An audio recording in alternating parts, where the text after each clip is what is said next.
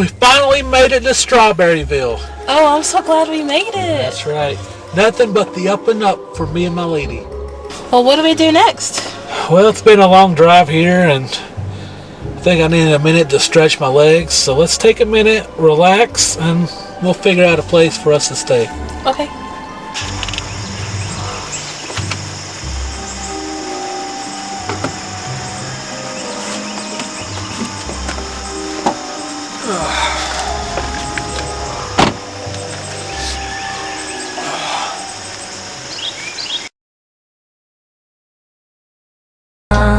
I just killed my ex, not the best idea.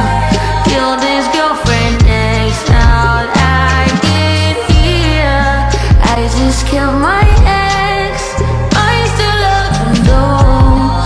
Rather be in hell than alone.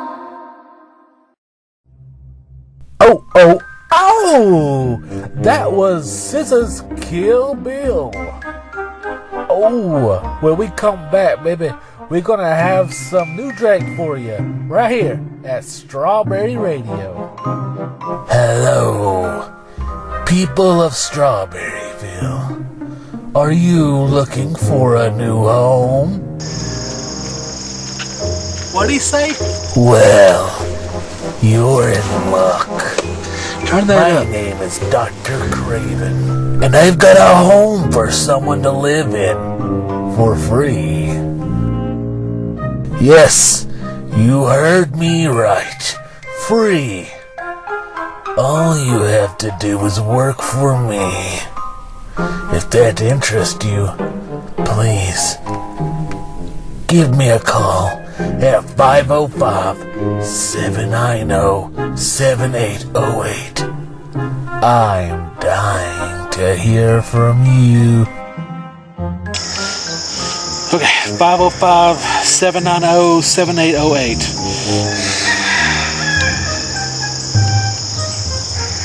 Hello, is this Dr. Craven?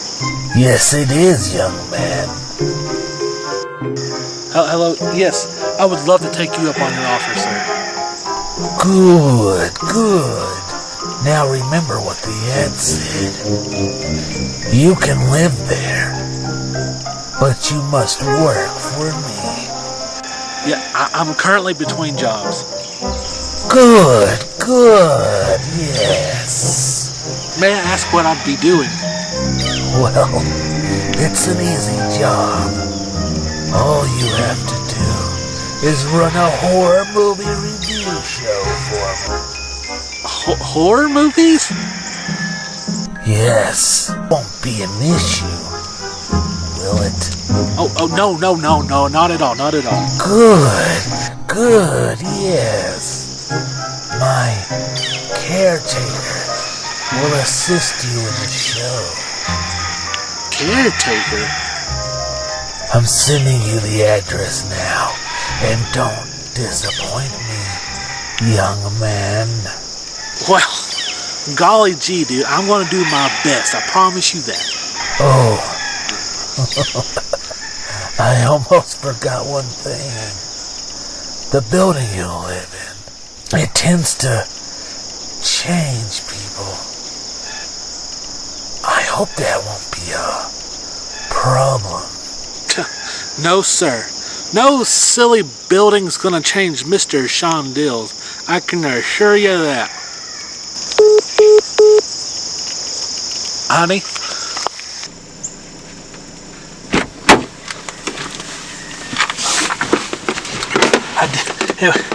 The commercial's real.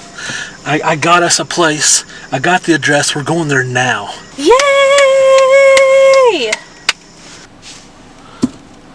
Let's rock and roll.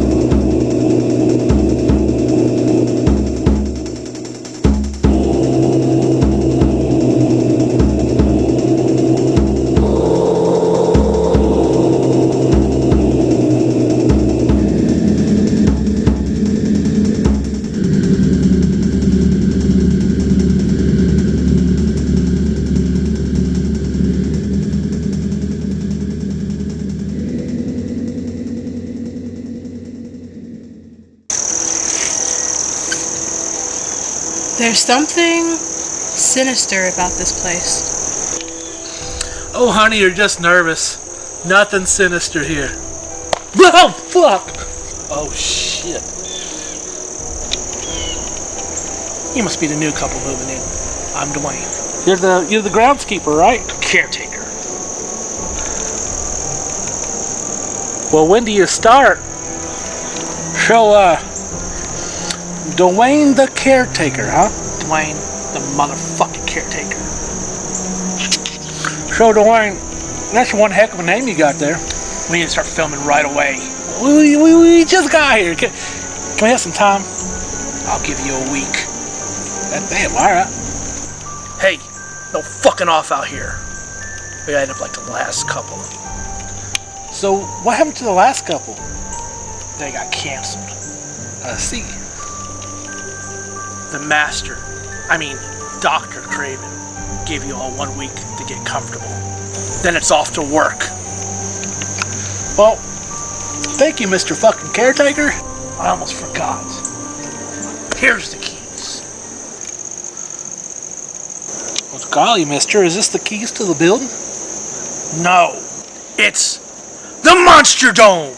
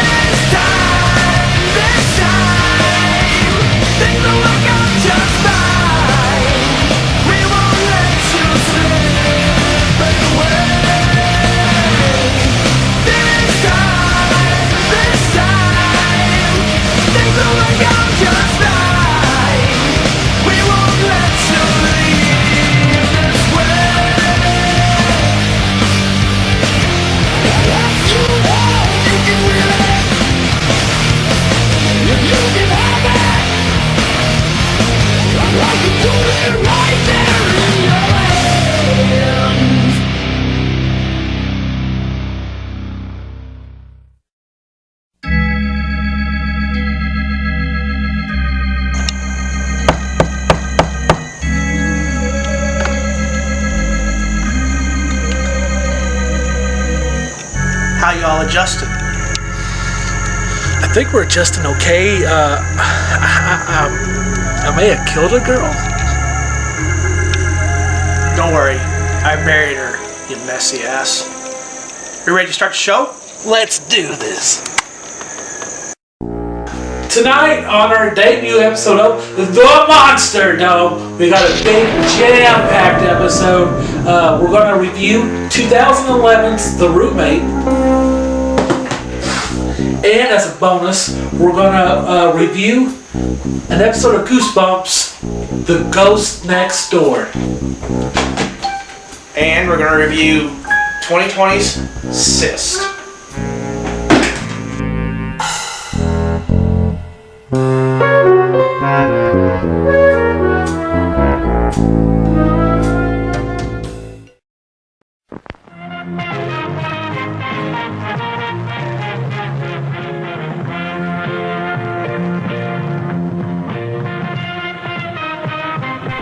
It is now time for our feature presentation.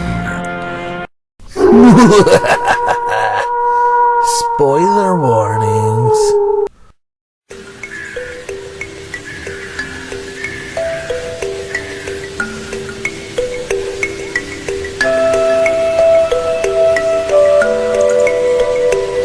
Let's start off the very first episode right with our very first movie review.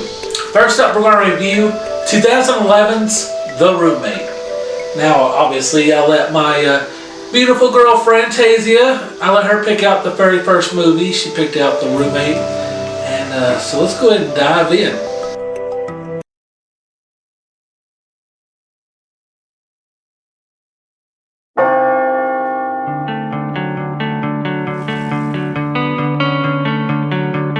Hi, room 316. I'm your roommate, Rebecca. Hi, I'm Sarah. You can borrow anything you want. I've always wanted a sister. I want to show you the big city. What are you having? Pancakes. That's what I was thinking. Oh, what should we name her? Really? It'll be our secret. You guys free? We're going to $7,000. How are we gonna get in? We're hot. Did you see that guy checking you out?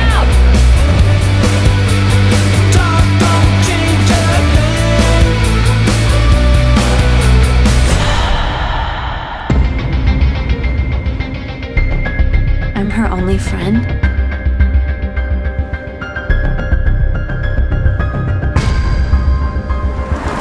This is your home? It was never a home when I lived here. Rebecca's doing really well. She's doing good. She's taking her medication. Medication? Rebecca. Something is up with your roommate. What do you mean?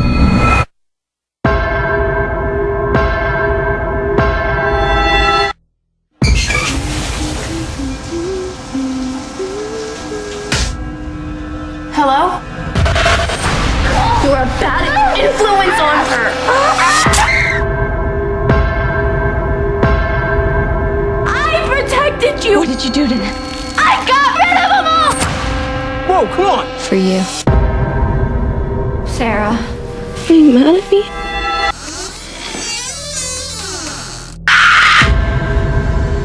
You're all mine.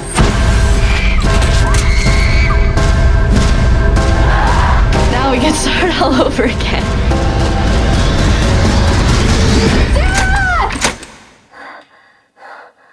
Sarah? Sarah?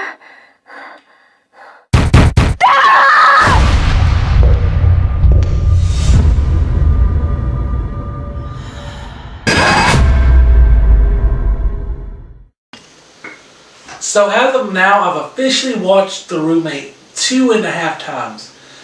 The first time, I hated it. The second time, well, let's just say it's not a masterpiece, but I was able to enjoy it a lot more the second time. Because the first time I came in, I was expecting a traditional horror movie. But the second time, I was like, okay, I kind of knew where we were going with it, and I was able to enjoy the movie much better that way.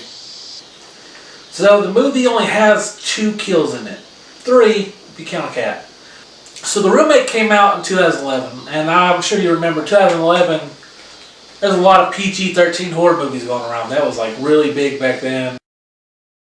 So our main character is Sarah Matthews. And in the beginning of the movie, we don't know much about Sarah.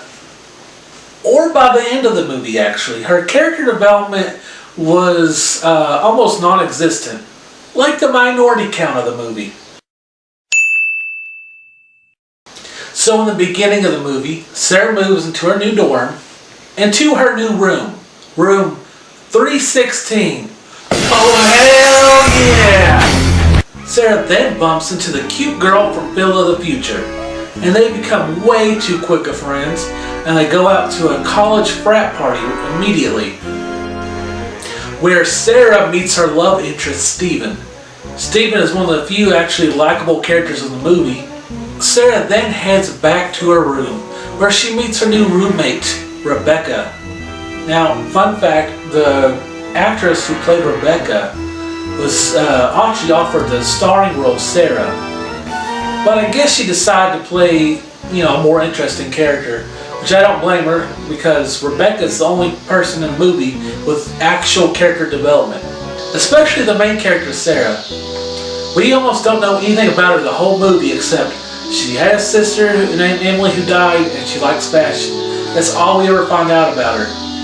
In fact, to me, that's the weakest part of the whole movie, is the character development. Like, the plot itself is fine. It's just, I don't care about any of y'all. Like, I don't give a fuck about any of you. And Rebecca and Sarah become quick friends. In fact, way too quick of friends. Like, within 3 minutes, Rebecca's already showing the signs of like being territorial over her.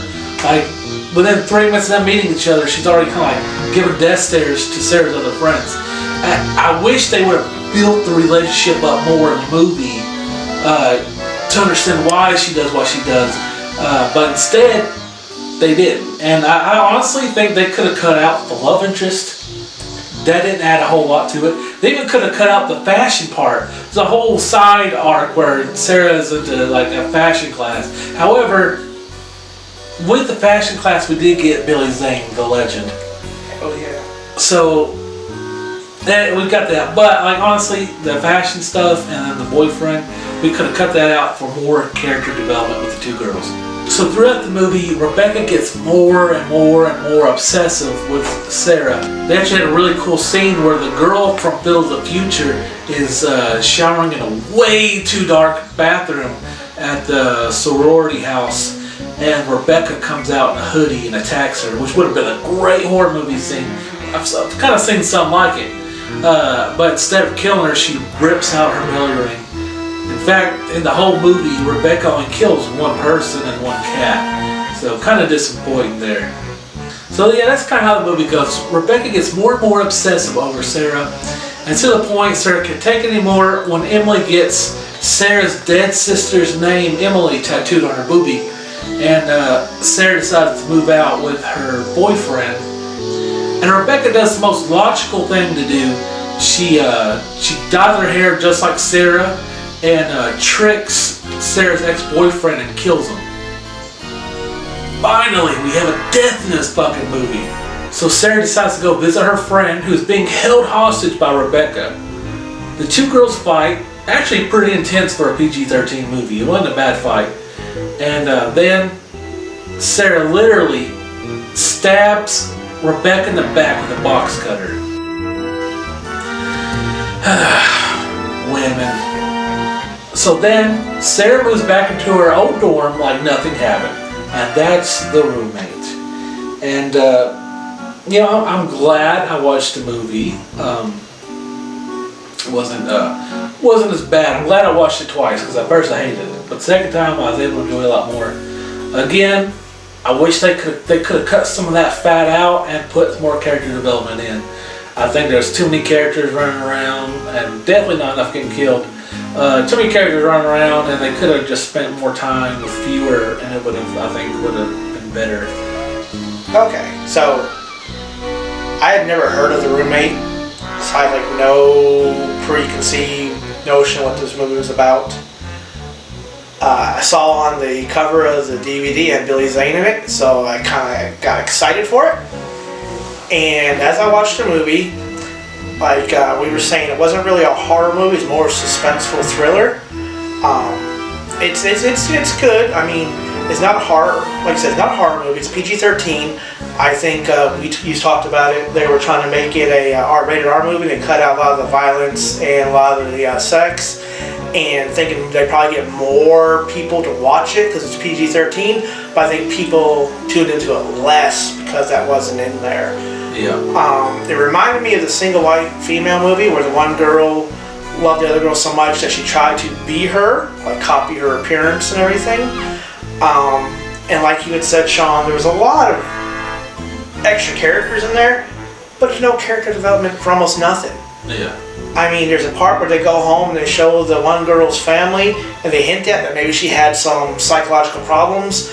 There's other people that saw her like at a restaurant and they kind of backed away from her. And they talk about her being on a medication or something, but they don't go into depth into that. They never say what happened to these other kids before she left to go to college. It left a lot open.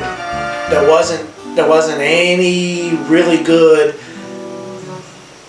character development. I know I said it before, but it's non-existent in this movie. It was a decent movie. There wasn't a whole lot of kills, but there's some good suspenseful scenes like we talked about with the in the shower where he ripped up that girl's belly button. You know, that could have been a whole lot worse, but for a PG-13 movie, that was pretty intense there. It was shot like a horror movie too. That scene. Then Oh yeah. That's how I was expecting the bloodbath there, but you know, still a good scene. I think. The other scene I wanted to talk about in there really was the poor cat. Yeah. I don't own cats. I have dogs and everything, but I don't like seeing any kind of animals get hurt. And you knew that once they found this cat, something was going to happen. And they called the cat Cuddles. Eventually, something happens to Cuddles. And that gave the one character a reason to leave and move out, moving with her boyfriend and stuff, because Cuddles wasn't there anymore to keep them bonded and stuff.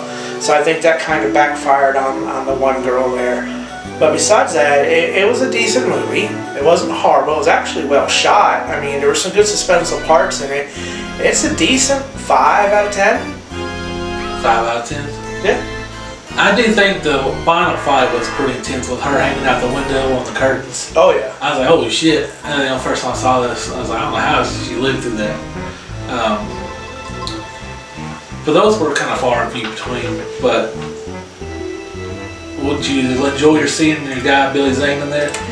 Yeah, I was happy. I thought Billy Zane, Tombstone, Titanic, and Sniper, and we're talking about Demon Knight and everything, and he's going to be a bad guy, and he kind of was, but he really didn't develop the story too much. And the one part that he actually developed it a little bit, he got taken out a couple scenes later. I mean, like once he hit a hit where he was actually going to do something in the movie besides being an art director, he was gone. Yeah. And it could have made it a whole lot better if they kept him towards the end. So here's the Roommate's pros and cons. The Roommate has really good acting. I mean, you got Billy Zane. All these actors are really good. The story itself is actually pretty good. I mean, yeah, there's a bunch of movies like it, but I mean, it wasn't a bad story. Also, Billy Zane, that's a pro in itself. Here are the cons of The Roommate. Bad character development. Just almost no character development with the exception of Rebecca. It wasn't scary enough or enough killing. Now you can say, yeah, Sean, but it's not a scary movie. But they marketed that way. And you can look at the trailer to find out they were going for a scary movie. I'm going to give The Roommate 6 reasons I don't date white women out of 10.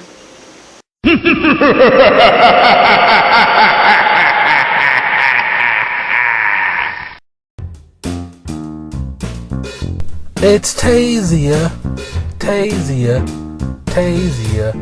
It's Tasia. That's me! The Tasia Review Show. Starring Sean Dills. This is the Tasia Review, and I'm reviewing The Roommate. I thought it was a good movie.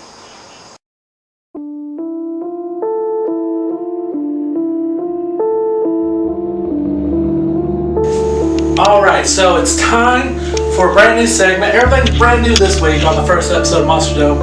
And I'm very excited to announce this segment. It's called Trick or Treat. And we're going to try different candy each week. And we're going to give it a trick or a treat. So let's find out what we got this week. Alright.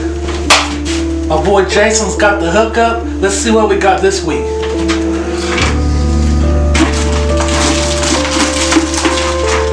Alright, look at this.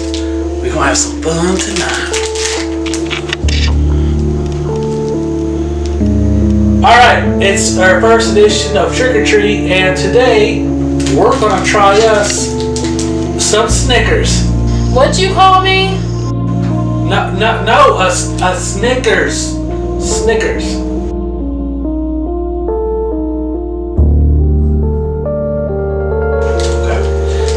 Dwayne? Yes. You like Snickers? I love Snickers. Yes. Alright, you were telling me you had a funny story about these. So, people that don't know me, I was spent 8 years in the Army. In the Army, you meet a lot of people from a lot of different areas of the country and stuff. I actually had a friend from Puerto Rico named Tony Colon. We used to call him Free Willy because he's a big guy and stuff, and he had fun with it. He'd always say Free Willy, having fun with it also.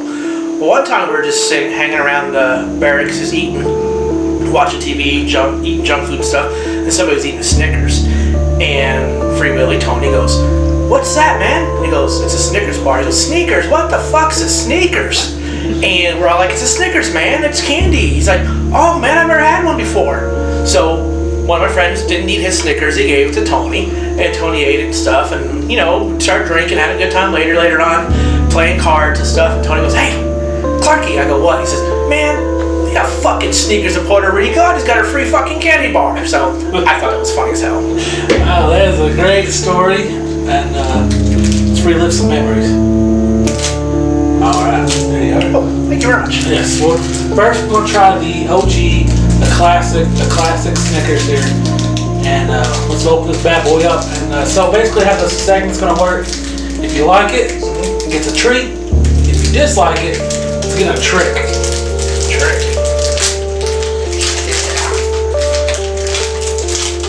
Oh man, these, I love the smell of chocolate.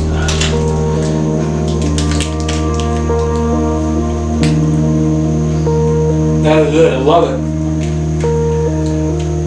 But, you know, with my old, I used to have a job in retail. And back in the day, in my old store, all our candy was disgusting and nasty. But my store I work at now, we have fresh candy. And I love it. What's your thoughts? Well, chocolate, caramel, and nuts. Yeah, I like Snickers. This is so good. Were you giving it a trick or a treat?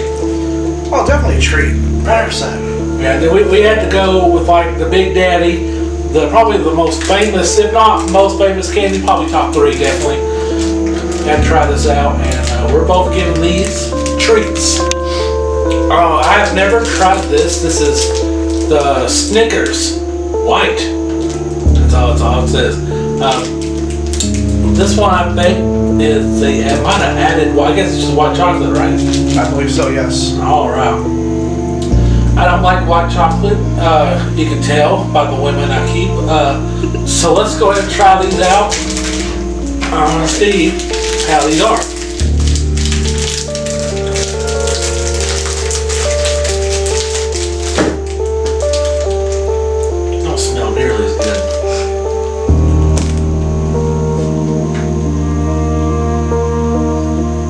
Hard to tell. I'm gonna try it my nose a little bit. Yeah, not as good. For me, it's nowhere close. I don't know what. I don't know why. All jokes aside, I've just never been a big fan of white chocolate. Like they always add. I don't get the appeal of it. It's like turning chocolate, but it's like, hey, let's have a shittier version of chocolate. Yeah. It's not dark chocolate. Doesn't taste as good as chocolate version of chocolate. It's just, not good. Does it deserve a trick, or does it still good enough to retain the treat, the treat standard? What do you think? Personal taste aside, no, I didn't like it. Didn't like it nearly as much like a regular old Snickers. Yeah. Yeah, I mean, I don't hate white chocolate. I've had it in other things, but this one just didn't taste. Yeah. Tastes a little different. Even more vanilla kind of flavor than a chocolate. Yeah, it's on the border for me between treat and trick. I want to say I'm leaning more towards trick though. Trick. Alright, so it's a trick for me and Trick? double trick. Unfortunately, Snickers white just couldn't cut it. Get Trick out of here. Get this trick out of here. Today, we are also going to try Fanta Zero Halloween edition. It's also a mystery flavor. Do you like Fanta? Yes, I do. I've been drinking some grape myself. Mystery flavor, huh? Yeah, I figured I'd get a cup just in case it tastes like ass. I hope that's not the mystery flavor. Yes. Hold on, I might have spoke too soon. Sometimes I do like to eat ass, just depends. Sometimes I don't. It just depends on who it is. Do you want the cup or do you want the bottle? I don't care. Let you have it. Thank you, sir. Yeah. Alright, before we dive in and taste, let's give this a smell. Smell taste. It's definitely fruity. It's got some kind of a fruit smell to it. Definitely berries. Yeah. Ready? Yep. Alright, let's dive in.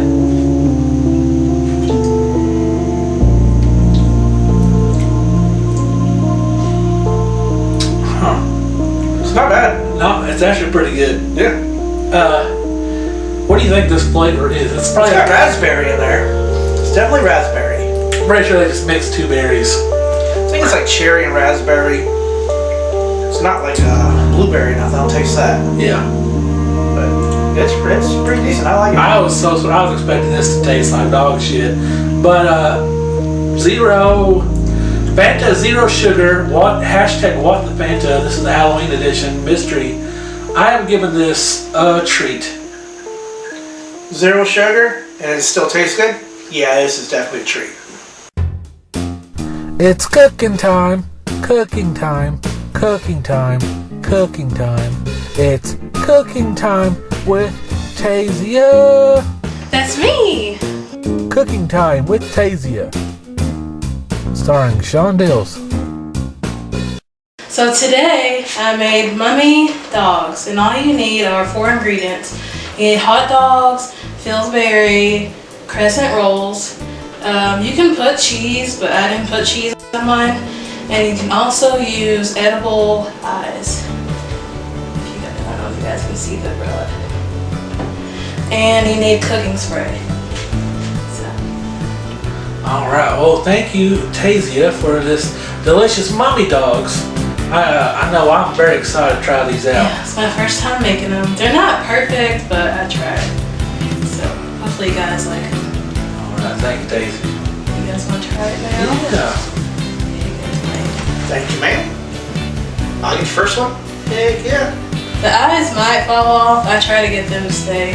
Alright. That's why it took me so long. They kept sliding off Thank you. the whole time. Look at that. Look at that badass. And my eyes are staying on. Great. Very good. What do you think, Dwayne? Awesome. Thank you. I like the addition of the crescent rolls with it too. It reminds me of the things in the blanket a little bit. Exactly what I was about to say. I think it tastes good without the cheese. I don't think it needed the cheese. No. Also, it wouldn't look as good. That's what I think I like about this is how cool it looks. And I don't think cheese would really help that unless you put the cheese in the hot dog itself. So you guys like it? Yes. Great. Ladies and gentlemen, let me introduce you to the new member of my family, Frankenstein. Frankenstein Bean Von Deals. Okay, cool. Would you like to see Frankenstein? Sure. Okay. He is a baby. He's 8 weeks old. He is a dash hound. And he is a dick, but he is super sweet too. How's he a dick already?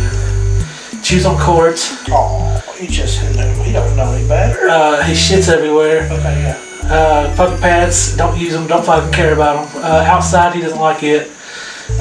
So, No, not been trained yet. That's all. yeah, chews on cords. Aw. And if he gets put in this little, like, he's got like a little playpen where if we can't watch him all the time, he acts like it is, like he is being melted alive. He acts a damn fool in that thing. But I just want to show everybody Frankenstein and how cute he is, and I might bring him out from time to time, even though he's not on camera right now. I gotta get you, gotta get you on here for a second. Don't let him fall, Daisy. What are you doing, Frankenstein?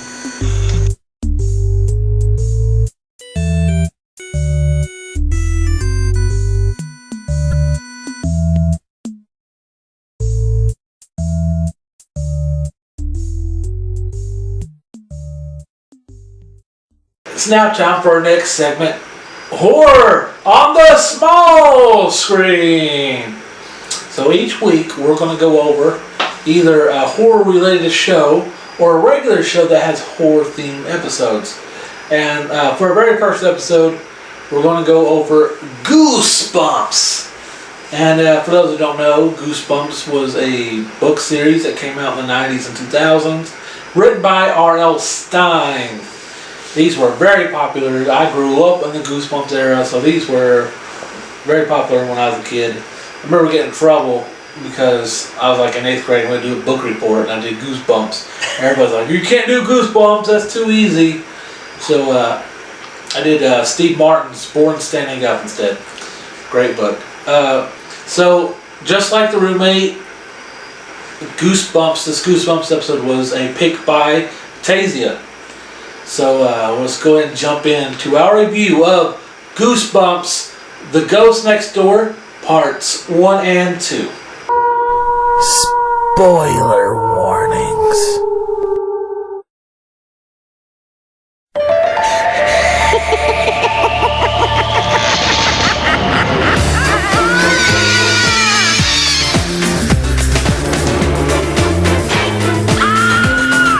So when I found out that these two episodes took place in the final season of Goosebumps, I was kind of worried it was going to suck. I actually enjoyed this episode quite a bit. The acting wasn't great, but it's 90s TV acting, so I wasn't expecting, a whole lot. Plus, I've seen a lot of Goosebumps episodes, and I know that the acting's usually never great on there. But I felt like the main two kids in this one did a pretty decent job. So I haven't seen every episode of Goosebumps, but oh my god, the final season when the theme song, like the first few seasons, the theme song was like really great, and for the final season they use the same theme song, but they use like stupid ass wacky sound effects and threw them all over there. It kind of really fucks up the flow because like you watch the early seasons, the theme song gets you there, but if they keep adding all that wacky shit, it kind of like takes it away from you a little bit.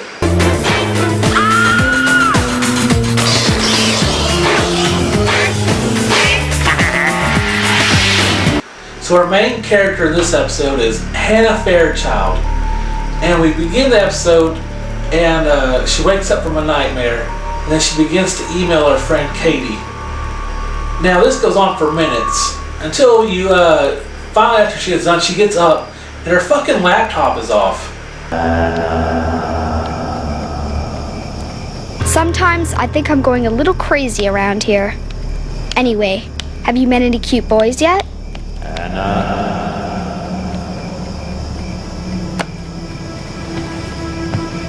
So then our incompetent main character is walking around her house where she hears a creepy voice calling her name outside. And this, rightly freaks her out. She locks her door and calls 911. And when she calls 911, they can't hear her for some reason. Then the dispatcher, when she couldn't hear her, decided that she can go fuck herself and hung up on her. Even though she couldn't figure out how to work a laptop, at least she was smart enough to call 911 and lock the doors. She's already ahead of 90% of most people in horror movies. So the mysterious man outside throws a rock through her window, where she then instantly rushes outside, I guess to whoop his ass. Yeah. So Hannah runs around outside where she bumps into her new neighbor, Danny.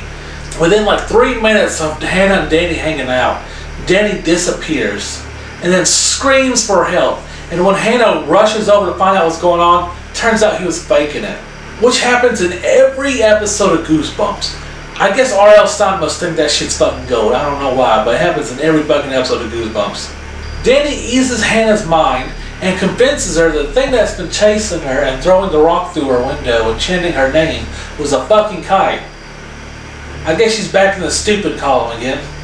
So the next day, after Hannah figured out how to hit the on switch on her laptop, she writes a letter to her friend Katie. And instead of talking about how weird that shit was, she just talking about how cute her new friend Danny was. So Hannah prints off her email and decides to mail it to her friend Katie. She goes outside, the mailman doesn't see her, and drives off. Now, the whole town hates this goddamn mailman. He's a really nice guy, it looks like. Except he almost hits Danny here. Jesus, instead of hitting his brakes, he just makes this face. He didn't stop to check on the kid. Yo, fuck this mailman, I'm with them. So Danny goes and hangs out with 2 older kids. And while he does that, Hannah hears the creepy voice chant her name again, which leads her down to a basement. But she thinks the voice is Danny, even though it has a grown man's fucking voice to it. So Hannah gets locked in the basement, where the creepy voice is chanting her name over and over again. And she is freaking out. And finally, the voice that she's been hearing comes out, and it's a black figure. No, not that kind of black figure. Hannah then is able to escape where Danny is outside, and she accuses Danny of being the ghost. So Hannah runs off and decides to do some research, and she finds out that Danny's address, there was a house fire killing an entire family. So Detective Hannah goes back to Danny's house for clues, and she finds out they don't even have electricity and they're using candles. Hannah then finds Danny's mom. She doesn't even look or even acknowledge Hannah. Fuck Danny's mom.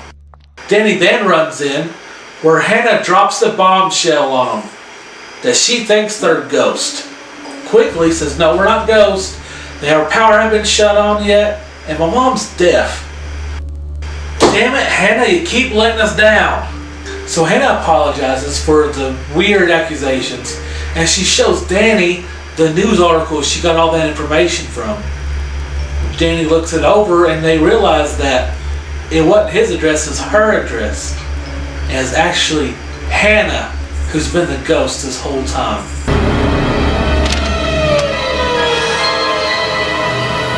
No! Hannah, don't! It's not safe!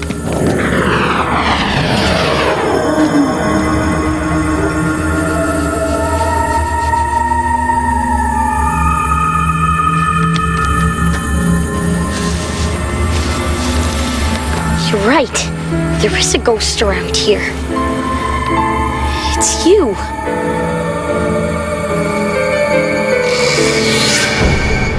That was the end of part 1. Once Danny figures out Hannah's a ghost, he wants nothing to do with her. So now Hannah's all scared and alone. As much as I goof on this episode, it's part 2 that I think is way better than the 2 parts. And part 2 is really kind of where I got invested in the characters. Sad and scared and alone, Hannah seeks out the Shadow Man for guidance. So he shows her how to haunt the living.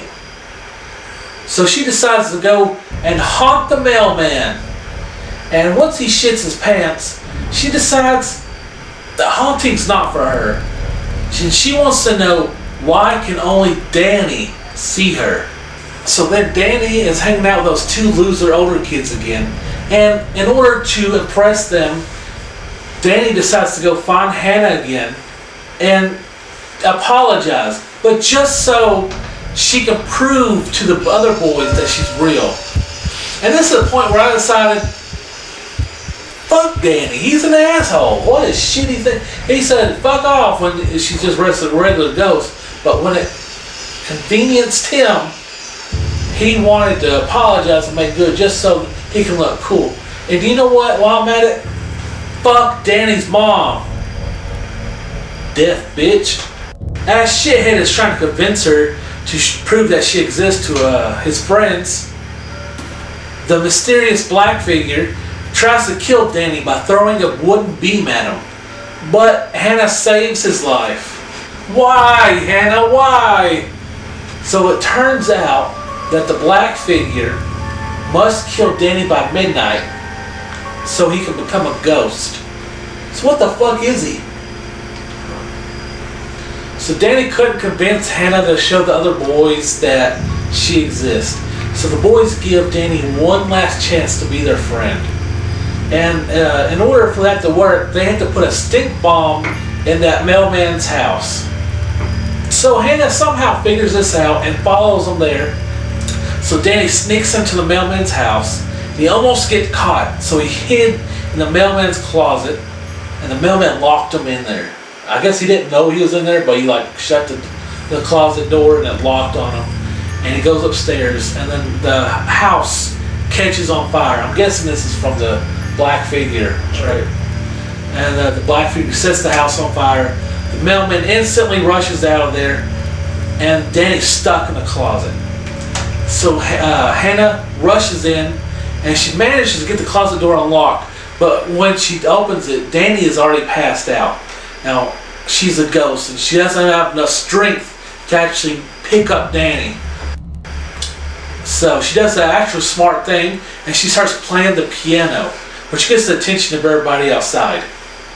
The mailman rushes back in and grabs Danny and saves him from the fire. Somebody call a doctor. At this point, it's past midnight, and the shadow figure, whatever it may be, dies. You lose. You lose! Possibly again. Nobody knows what this is. We're assuming he went to hell. So after all the day is saved, it turns out saving Danny's life was Hannah's purpose for her ghost to stick around. Which then Hannah's family comes back as ghost, and they take her away, assuming to heaven. I guess Goosebumps couldn't say, hey, we're going to heaven now. But I guess we're assuming they went to heaven. I actually liked the ending. I thought the ending was super sweet. Probably one of the better episodes of Goosebumps. I know you probably didn't like it, but this is actually one of the better ones. But I thought it was a super sweet ending. Okay, so I've never seen a Goosebumps episode. First Goosebumps. Yes. First, the first Goosebumps to pop that cherry. Okay. Never read a book. They came out in the 90s. I was already an adult, so I just never got into that stuff. Watching the episode, like you were talking, Sean. Well filmed episode. A lot of character development. It was how do I say? It was good. It wasn't horror the way I thought it would be horror. It was more like supernatural and stuff. Yeah. Yeah. And if I was a kid and I watched this, I probably would have liked it. But the nostalgia factor on it didn't hold up very well. I mean, the story, which one's the ghost? That kept me involved in it. Which one was the ghost? Which kid was the ghost?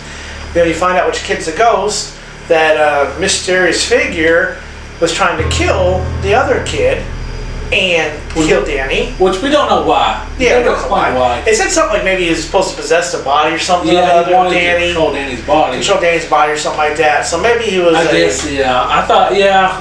I guess he just lied to her. Like, he had to die for some reason. Yeah. But, if this was a good Goosebumps episode, yeah, I watched it. I enjoyed it, but it's not that great. And one thing I like to say is, somebody's been saying about fucking Danny's mom a bunch and everything. Yeah, I mean, she's deaf, man. She didn't hear the ghost. Yeah, but I mean, who cares what if I offend her? She ain't gonna hear it. Yeah, you're true about that. She's not gonna hear it. She's deaf. But after watching it and realizing that they changed a bunch of it, and like you were saying that the last season wasn't as good as the other seasons, I'm gonna give more episodes a chance, definitely. But this one was maybe a 4 out of 10. 4 out of 10? 4 out of 10. I wasn't too enthused in it. I'm gonna show you a bad Goosebumps. I know one offhand that it's fucking bad, and I'm like, I'm gonna give this one to I am thrilled to hear that. Yeah, there's some fucking bad. If you think that's a 4, you're gonna get some negative numbers popping up. God. Negative Goosebump numbers. Yeah, there is better Goosebumps episodes. There's worse. Let me see a better one. You wanna see it? Okay. Alright, yeah, okay, but like, again, let's not forget, it was 90s. Yeah. It was built for kids. Yeah. And they were all Canadian. So they that's yeah, Canadian now. The actors, I don't think R.L. Stein's Canadian, but I know the show was produced in Canada. I'm going to blame Canada on that one. Goosebumps, The Ghost Next Door, Pros and Cons. Pros. For an episode of Goosebumps, the acting wasn't that bad. I found part 2 of the episode very intriguing. Cons. I couldn't relate to the little boy. He was kind of an asshole. That dark, mysterious figure was never explained. Danny's mom. This has been Goosebumps, The Ghost Next Door, parts 1 and 2. I'm giving it 6 fuck Danny's mom out of 10.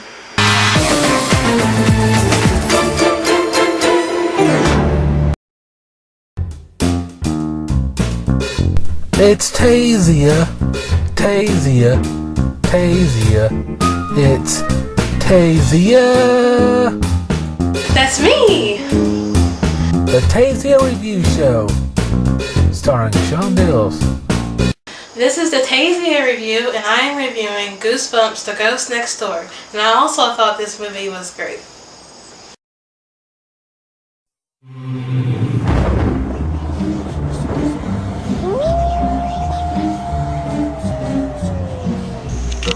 Alright, so I think this is going to be our favorite segment. This is called Horror Talk. Not okay. Horror. Horror Talk. Oh, okay. Yeah. I was ready for horror talk. Yeah, that would definitely be my favorite segment. But Horror Talk, good luck Daisy Dave. Horror Talk is we're going to talk all shit, scary movies, and we're going to get some debates. We're going to argue. We're going to have a great time. Here we go. We got 2 topics tonight we're going to talk about. First up, let's do 5 horror movie franchises we really haven't seen. There are so many horror franchises. It's probably rare that people seen all of them. Yeah, I know, I haven't seen them all. But maybe by the end of the show, end of the series, we can say we have. Of course, then they'll make a new one and then we'll be behind again. Yeah. But let's go over. Let's each do 5 horror franchises we haven't dived into yet. Do you want to start or you want me to start? You can start first, man. Alright. So, a lot of people might try to take my horror fan card away after I get down with these 5. These are like 5 people who are like, how are you consider yourself a horror fan? My first one, horror franchise I haven't seen, the Evil Dead series. Take your card. Yeah, Take it. It gets worse. It gets worse. There's more I haven't seen. The next up, I haven't seen any of the Phantasm movies. Now this one's more of an obscure series. I've seen Phantasm, a couple of them. I've not seen them all. When I was a kid, I watched the first 2 or 3 probably. Alright, so my third franchise that I haven't seen, I've seen 2 of them. So The Conjuring is like the new biggest franchise right now. And I've seen the one where they're in London, which I believe is the second Conjuring. And I've seen the first Annabelle movie. But besides that, I haven't seen any of them. I heard they're great. And hopefully throughout the series we can dive into it. The the fourth franchise I have not seen. Silence of the Lambs. I know you're a big fan of this. Oh yeah. The ones I have seen, which was the standalone one that had the guy from CSI in it? Manhunter. Yeah. Seen Manhunter, and I've seen, believe it or not, I've seen Hannibal Rises. Besides that, that's all I've seen. I really want to get into it, and everybody, this is supposed to be like one of probably top 10 horror movies. Pretty sure the fucker won an Oscar. Yeah, won a bunch of Oscars. So I really need to get into that. And we got one more for me. The final film franchise I have not seen. This is gonna people are gonna not only take my horror fan card away, may take my life away. The final one I haven't seen any of Ghostbusters. Yes, I haven't seen a goddamn one. That's just terrible. That was 80s. It was a little pre-shot. So, what are your 5 horror franchises you have not seen yet? First off, I'm going to say that Ghostbusters is awesome. I've seen them. Okay, we'll have to dive into them. Yeah. So, with mine, Final Destination. I think I saw the first one. I've maybe seen parts of it, but I've just never sat down to sit through and watch them all. I've seen all of them, I believe, unless they made a new one since the last time I've checked. But I'm pretty sure I saw the whole series. Okay.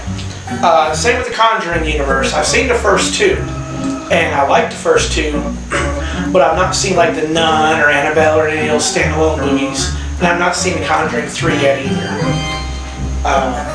Saw. I've seen Saw 1 and 2. I've seen Saw 1 and 2, but after that I've not seen any others since then.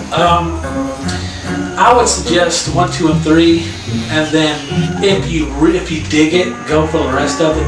If you're just mediocre on it, you can stop at 3. Okay, I'm going to try that. My next one is Leprechaun. I love Leprechaun. Yeah. I've seen the first one, and then I was like, nah, that's good. I'm good. We're gonna change that on Monster Day. I heard there was a Leprechaun in space, a Leprechaun in the Hood, and all this other stuff. 2 in the Hood. There's 2 in the Hood. 2 in the Hood. Okay. You had to go back. All right. And then the last one that I've never seen is Tremors. I love Tremors. Well, let me rephrase that. I love Tremors 1 and 2. Maybe 3. I can't remember. I don't know what it is about Tremors, especially the first 2. Holds a special place in my heart. I just love fucking Tremors. It's not even super scary. It's basically sharks in the desert, but they're more worms. I fucking love Tremors. Just saying, I enjoy this shit out of watching Tremors. Alright. I love Ghostbusters. You haven't watched any of those. Well, we're gonna change that. Our Sides of the Lamps. We're gonna change all that.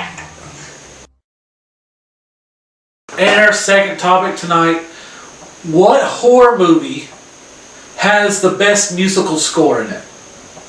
Now, Dwayne, what's the first thing that comes to your mind when you think horror movies and just the best score? So, I'm thinking of Halloween from John Carpenter.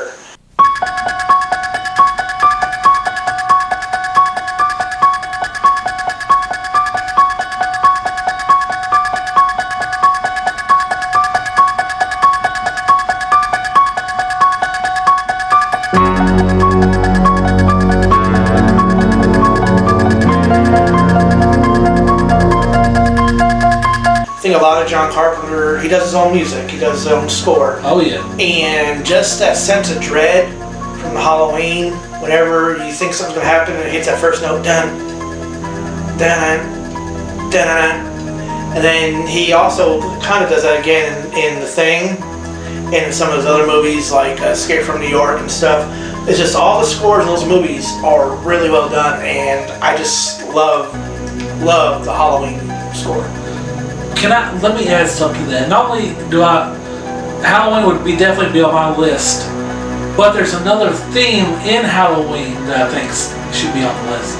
So yes, the main Halloween theme is perfection, but in the 2018 version, there's another score they have in there that is fucking brutal. So the song's called "The Shape Hunts Allison." That's the name of the song, and I'm gonna play it for you right here. This is a beaut.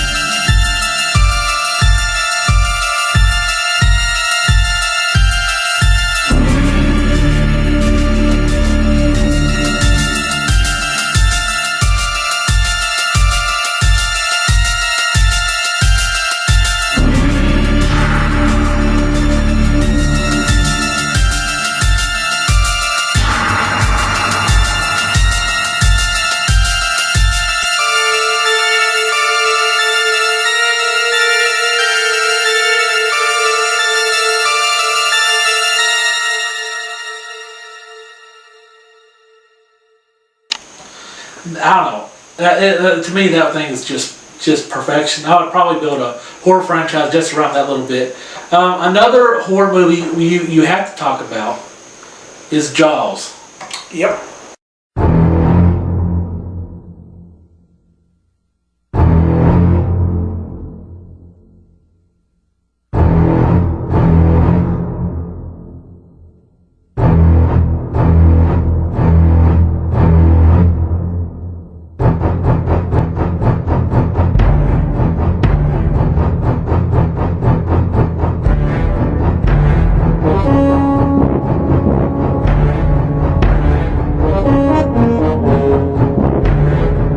That is, at first, it's just that little beat dun, but like it actually keeps going and there's more to it, and it is just, oh man, that I don't know if that would be my favorite or the best, but that shit's good.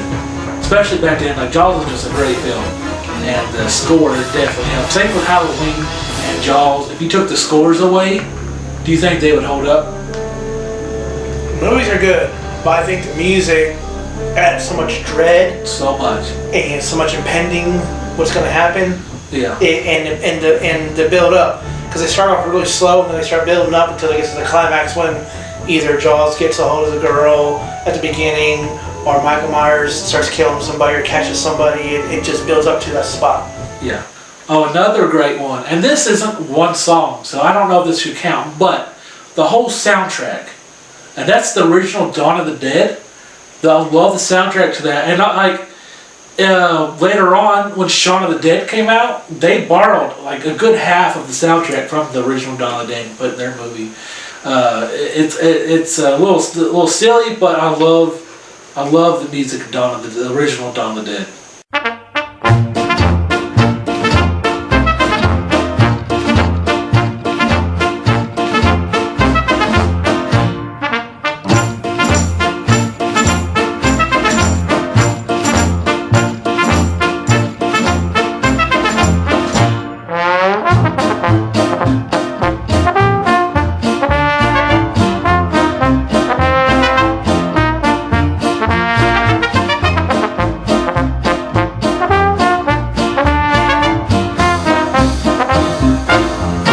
So, is Halloween still your number one right now? Yeah, it's just one of the most recognizable. I mean, you can hear the bells from Exorcist, Yeah. and you know what movie that is just from remembering the bells from that.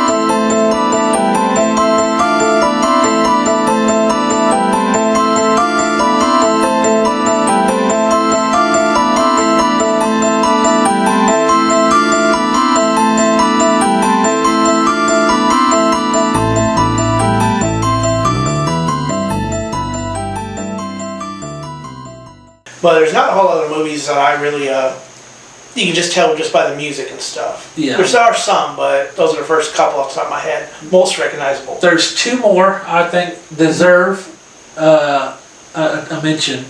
And it's not really even the theme, but Scream, Red Right Hand, great song. Nick Cave, yep. And I'm pretty sure it's in every one of them. It might not be in 4, I can't remember. I think it's in all of them. But that, I don't know, I love that. It just really gets it just really gets you in the atmosphere of what's happening.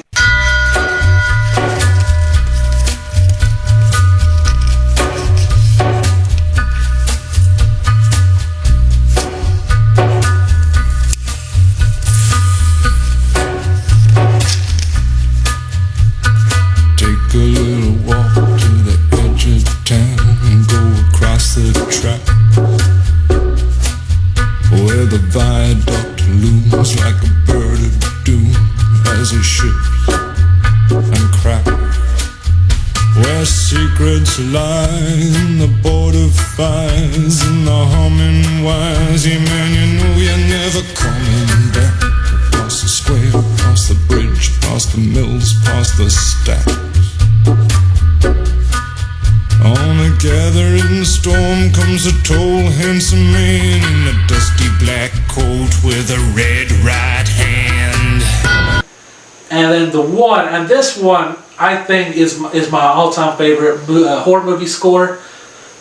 I hate to say it, I think it's better than Halloween. I even think it's better than Jaws. The best horror movie score, in my opinion, the Candyman theme. Okay.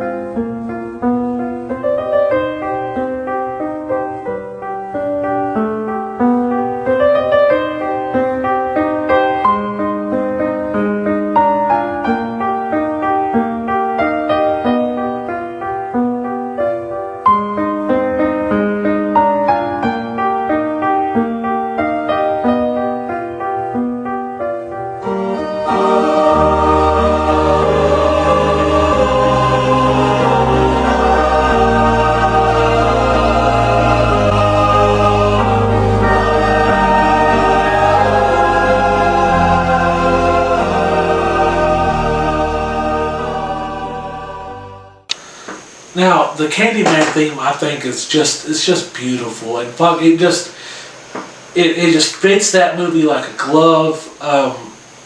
It's the composer was Philip Glass, who was like a fucking very renowned composer.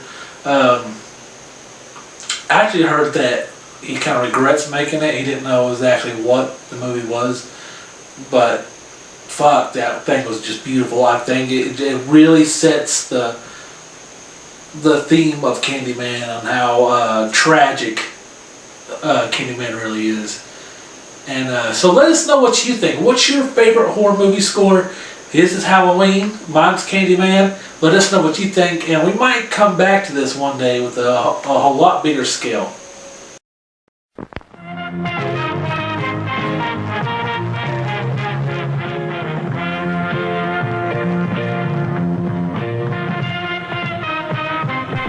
It is now time for a feature presentation. It is now time for our final review of the night. 2020's The Cyst. Spoiler warnings.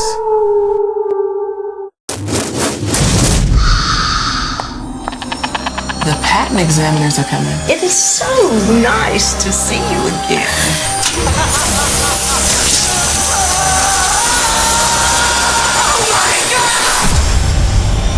I'm getting that patent.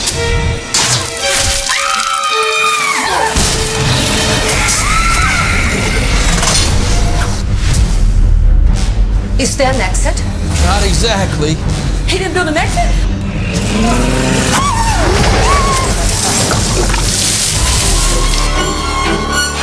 Let's blast this thing. Patricia, you're not going out there. I'm not going to let him die.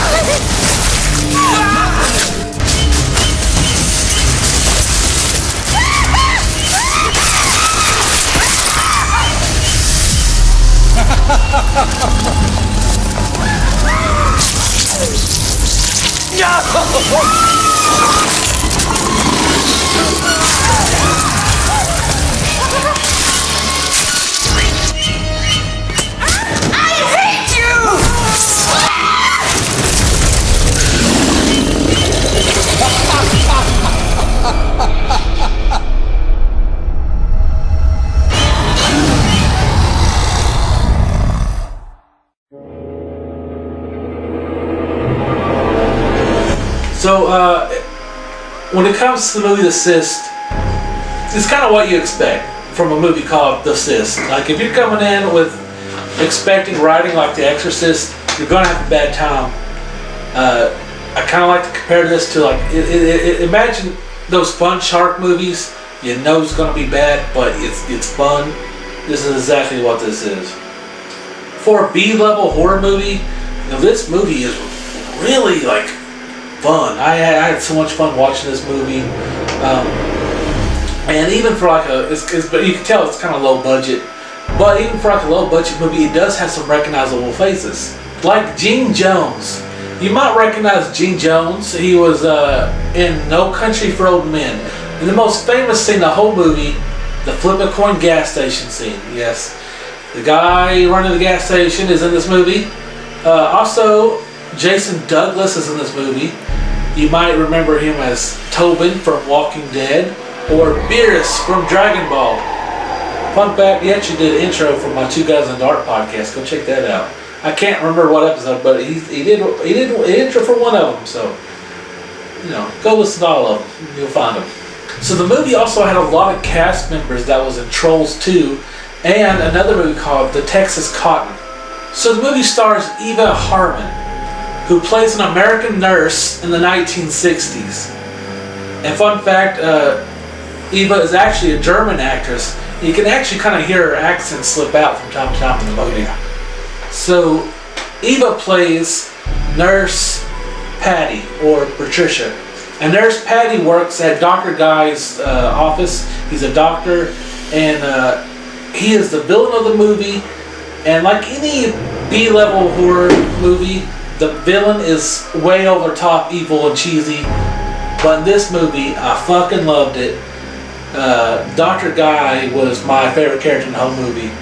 Holy shit, I loved him. He is very charismatic. He had like fucking politician levels of persuasion. I loved his like southern accent. He sounded a lot like Leslie Jordan. Well, keep it up. You might not have to worry about working again. Heck, you might even get paid if you're lucky. Well, shit. The way he was kind of sarcastic when Patty said she was leaving, and he kept telling everybody, it's Patty's last day. Like he was proud she was leaving. Yeah. It's Patty's last day. It's Nurse Patty's last day. So it was pretty cool. So Dr. Guy is a cyst specialist. And for the very first couple of scenes of the movie, they're actually having gross out cyst pops. And without fail, every time a cyst explodes, Nurse Patty is right in the money shot.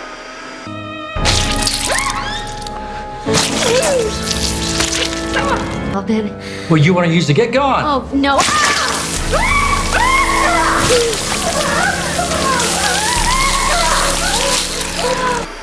I can tell this ain't her first facial. So very beginning of the movie, Nurse Patty reveals that it's her final day. She is quitting at the end of the day.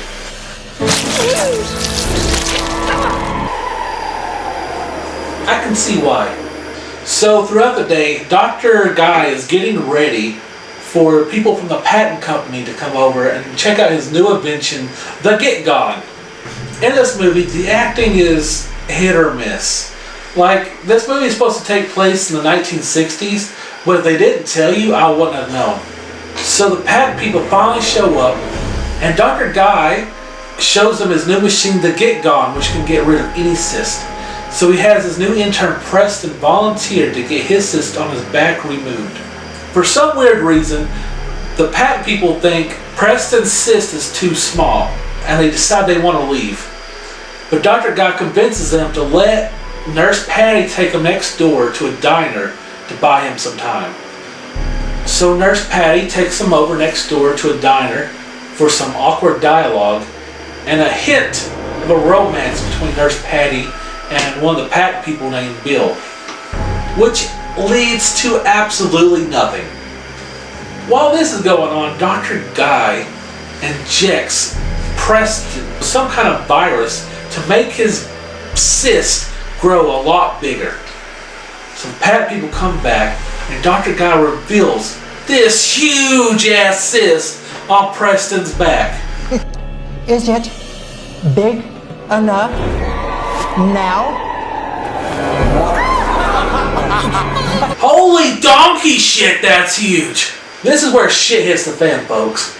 So Dr. Guy attempts to laser off the cyst on Preston's back, which does nothing but cause him pain. And when the Pat people get impatient, Dr. Guy just kind of jams the fucking laser into the cyst and kind of just leaves it there. Potential love interest Bill tries to stop the pain and shut off the Get Gone machine. And he doesn't know how to do it, and he ends up ripping this bag open, and Bill gets knocked out by blood sprayage. No, he didn't hit his head and fail and not knocked out. Blood just sprayed on his face and knocked him out. And it gets weirder. This causes Preston, the intern, body to somehow get sucked into the machine. All his fluids from his body get sucked into this machine, which turns him to a empty toothpaste bottle of flesh. And the open sack in the Get Gone, I guess the skull of Preston or the cyst itself shoots out of the bag and destroys Jason Douglas's fucking head. And then I mentioned it gets weirder. You may ask yourself how. So the cyst it's either in the skull of Jason Douglas or from the skull of Preston comes alive. The fucking cyst comes alive because science. And it attaches itself to the female patent officer's arm, and when that happens, everybody else in the room freaks the fuck out and leave the room. So in the chaos, Nurse Patty and Dr. Guy go into his office to hide out. And while they do this, Dr. Guy hits some emergency red button, which locks down the fucking building like a nuclear fallout shelter. And did I mention this was the 60s? But this crazy scene did trigger my favorite scene in the whole movie. That's it. I'm out of here. Adios.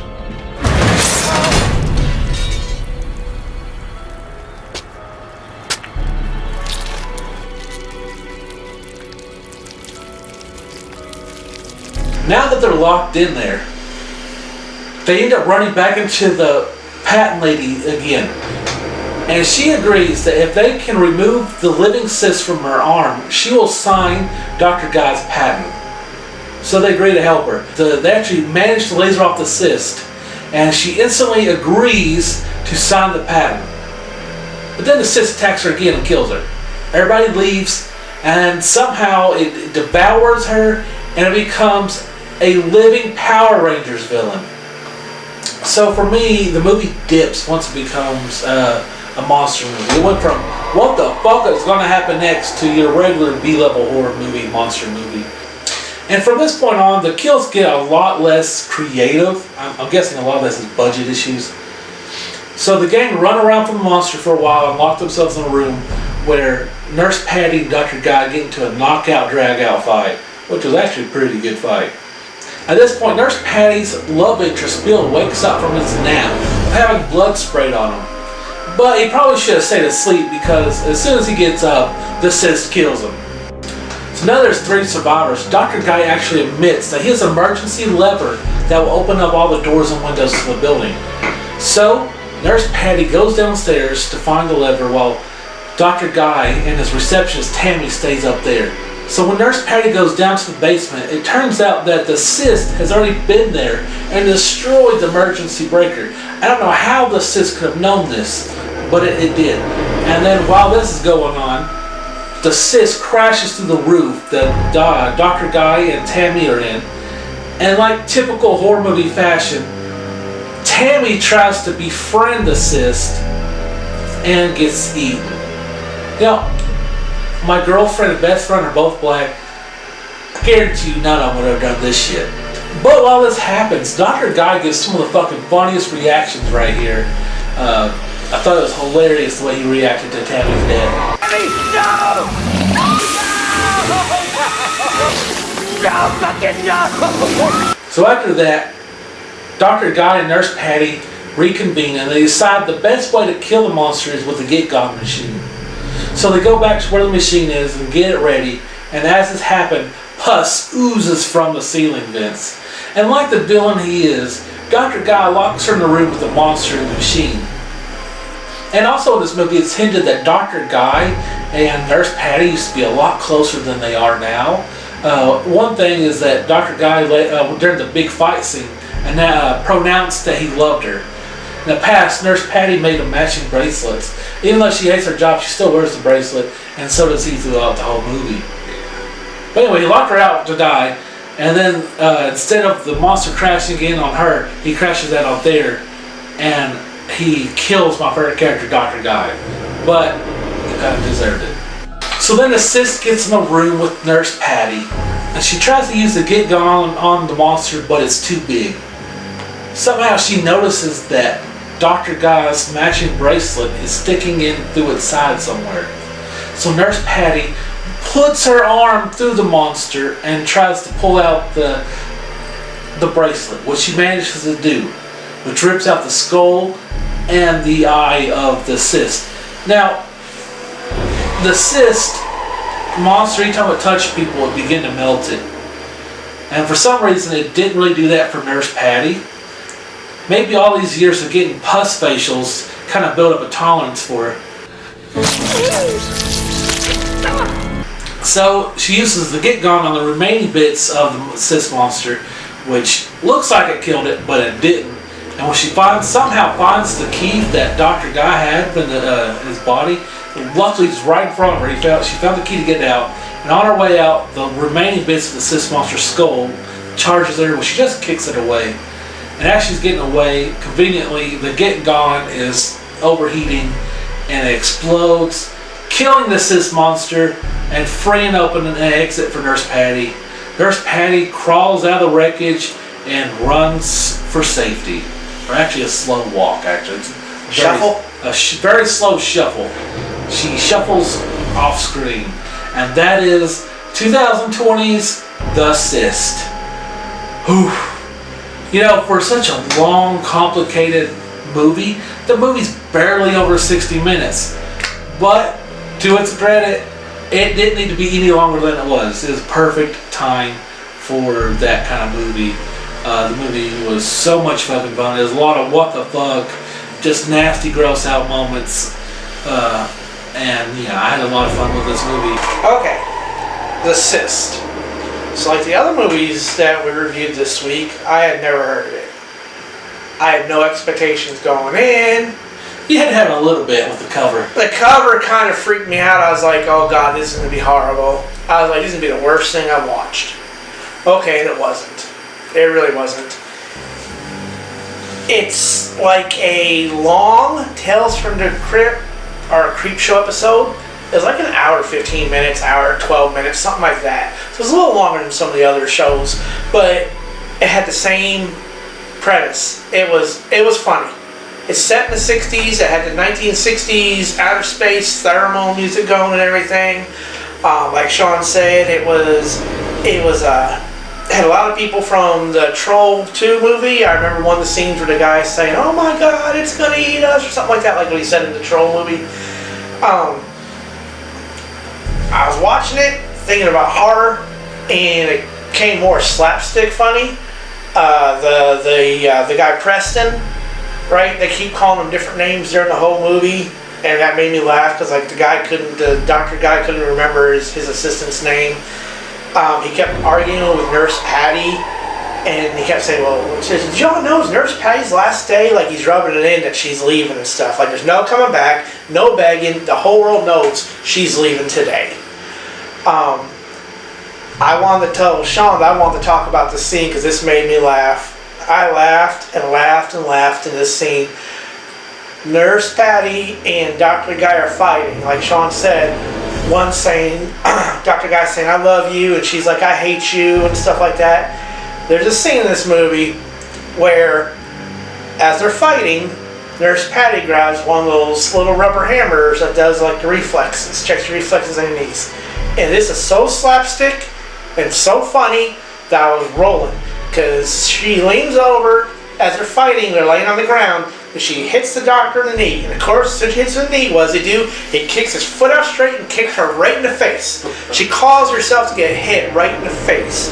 And this reminded me of, I sat there thinking about it, and later on that night after I watched it, I was like, this reminds me of Naked Gun.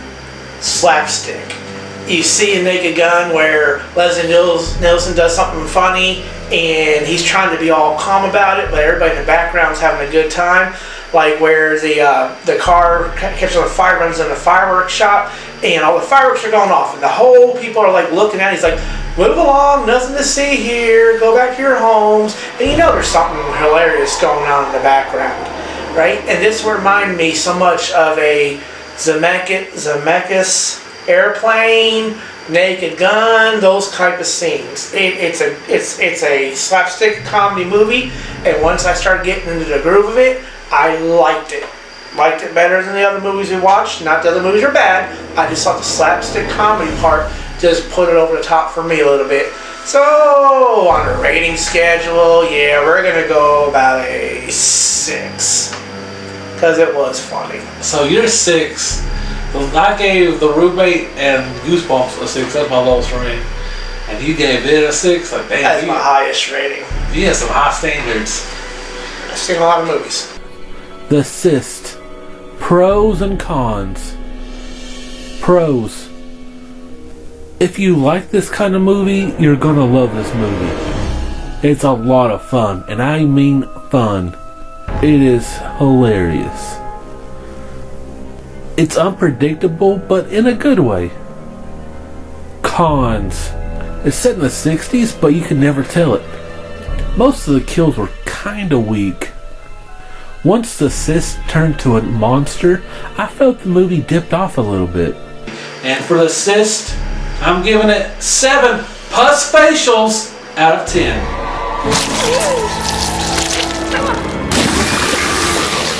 No, fucking no!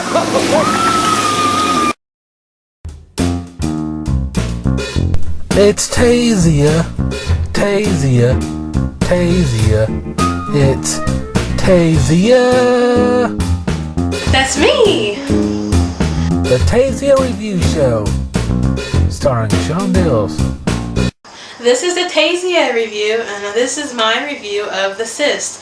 This was probably my favorite movie today.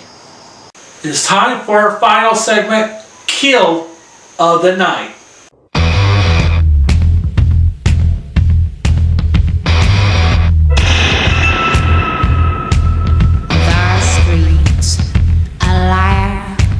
I'm gonna lure you into the dark. My cold desire to hear the boom, boom, boom of your heart. The danger is I'm dangerous, and I might just tear you apart. Oh, oh, oh.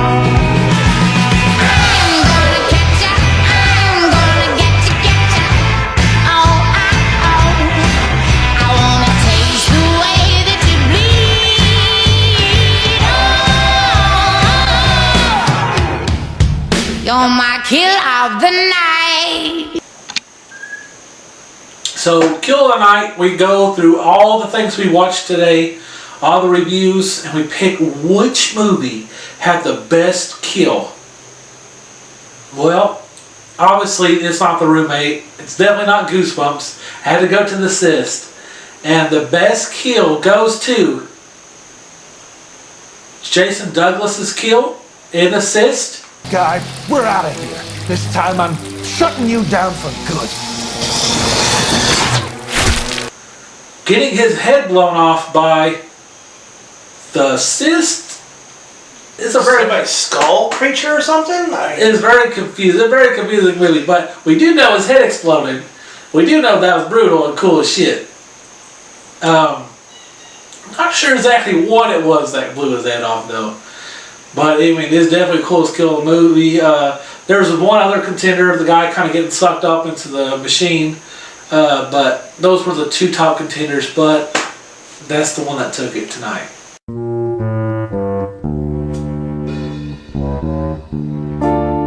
Well, this has been a fucking blast. I had a great time filming the very first episode of The Monster Dome. We're coming back again before Halloween. Hopefully we're going to have a big spooky Halloween episode coming up. If you want to see what we're going to review next week, stay to after the credits. I'll show you what we're going to be talking about. And before we go, got to plug the socials. If you like the show, support us. The best way to do that, follow us on Facebook. We got a Facebook, The Monster Dome. It'd be great if you followed us there. We'll be posting, all the videos and updates, funny horror memes. We'll be posting it there. Follow us on Instagram. We have Instagram. I've posted a shit ton of horror memes on there already. We have a TikTok. Follow us on TikTok. We have a Cash App. Hey, if you want to support us, this is also a very great way to help support us. Give us a just a little thank you. Wherever you can give is great. We'll really appreciate it. If you want to go above and beyond, you say, no, fuck Cash App. These are my boys. I'm gonna support them. I'm ride or die with the Monster Dome. We have a Patreon. Right now we only have one tier, the Chucky tier. And the whole library of the Monster Dome is going to be up there. We're going to have a bunch of bonus material. You can help pick out what we're going to review on there. We're going to have voting polls. You can just suggest it to us. And right now, it's episode 1. You can get in early, and we can review whatever you want. Just make sure to follow us. Doing any of those things will help us out tremendously. And I'd really appreciate it. Dwayne, any last thoughts? No. Oh, good. I don't want to hear his voice anyway. Well, I'm stand-up comedian Sean Dills. Dwayne the Caretaker. And we'll see you next time on The Monster Dome.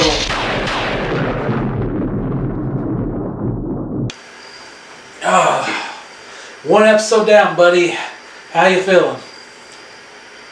Dr. Craven would be happy. Yeah. Can you tell me more about Dr. Craven? I ain't telling you shit. Oh, man. You guys feeling different living here in the Monster Dome now? No, not really, actually. I feel about the same. Really? Yeah. Where's Stacey at? Probably baking a pie or something.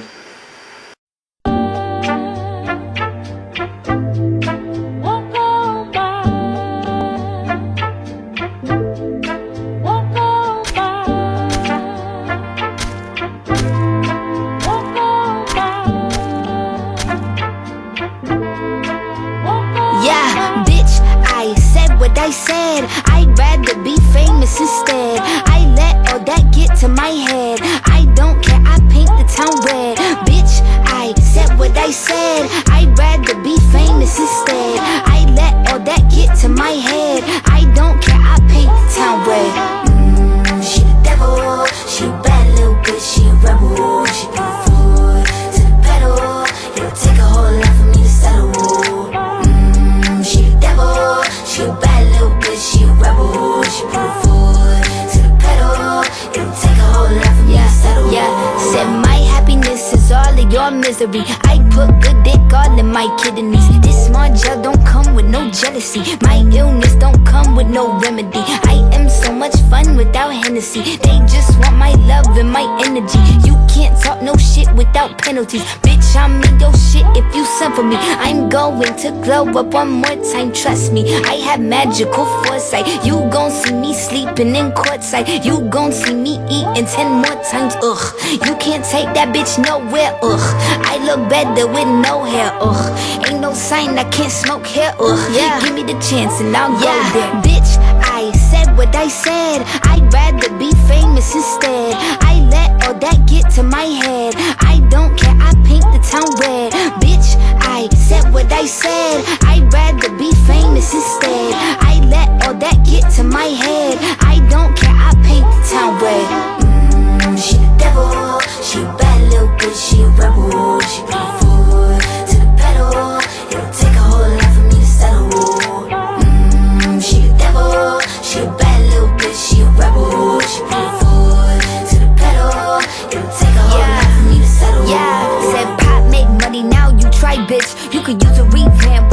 vibe, sis. I don't need a big feature or a new sidekick. I don't need a new fan, cause my boo like it. I don't need to wear a wig to make you like it. I'm a two-time bitch, you ain't knew I'd win. Throw a shot like you tryna have a foot fight then.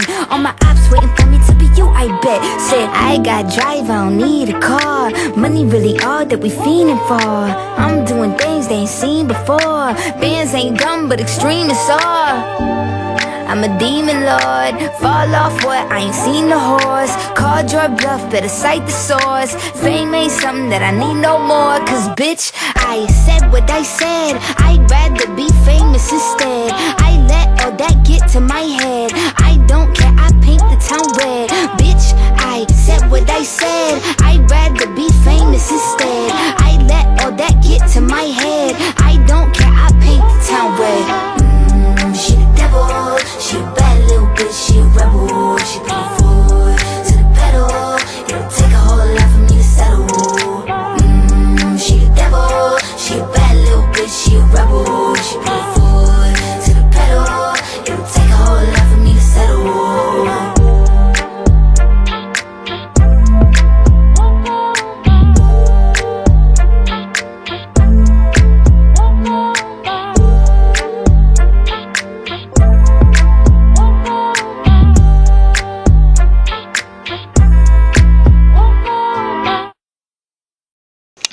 Alright, thank you for staying for after the credits. I bet you're excited to find out what we're going to talk about next time on the Monster Dome. It would be great to know what I'm talking about. So, next week on the Monster Dome, the big Halloween special. It's only episode 2, but Halloween's right here. So, we're doing an entire franchise. Here we go. We're doing the Hatchet franchise. Oh, awesome.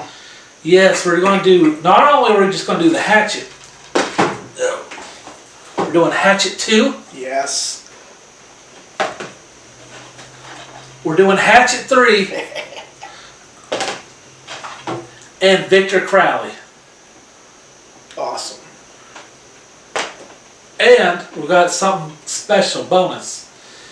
If you follow us on Patreon, we're going to do bonus movie reviews over there. And the bonus movies on our Patreon are going to be non-horror related. So if you want to see us to talk about The Muppets or, I don't know, Backdoor Sluts number 5, go to Patreon. We're going to review that. But so our very first Patreon review is coming up. And Dwayne, you said it's one of your favorite movies, The Warriors. I watch that movie every couple of weeks. It's on cable. I watch it all the time. It's a movie they, took out of theaters when I was a kid because there was too much gang violence at the theaters. It's one of my all-time favorites of all time. Okay, I've never seen The Warriors. I've seen the Hatchet franchise. Never seen The Warriors. So we're going to have all these reviews coming up soon on the Monster Dome. Bye-bye.